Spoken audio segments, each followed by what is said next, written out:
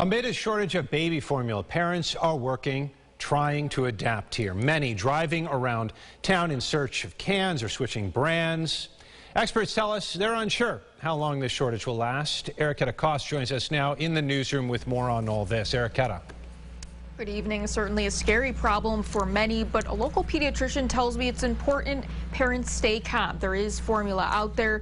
You want to make sure you're turning to options that are reasonable and safe for your baby.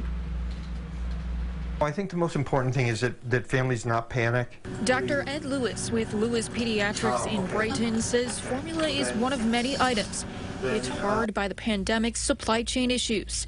The problem growing worse as certain suppliers of Similac were recently recalled. Similac is a great formula, and there are a lot of kids who are on it, and if that's not available, then people have to switch to some of the alternatives, which puts a stress on the whole supply chain. He says it's perfectly fine to switch brands. While the change may cause stomach irritation, those generic brands are reputable and should work just as well. Sue Sherman, executive director with a pregnancy assistance center in Batavia, says this may be especially challenging for parents looking for specific dietary needs. To see the struggle, I mean, thinking about not knowing how you're going to feed your baby possibly, that's horrific. The center, called All Babies Cherished, works to provide parents with resources after birth.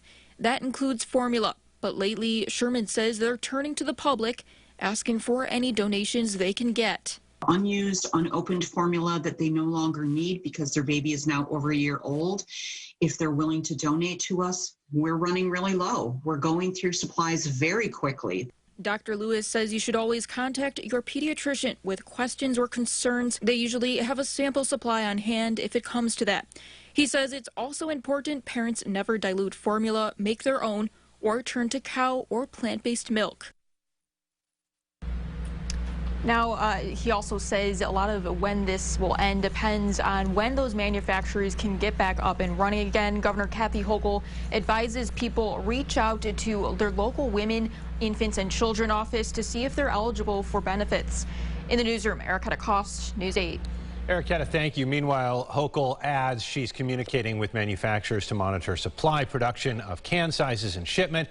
We'll have more coverage on this issue and what's being done at the state level on News 8 at 5:30.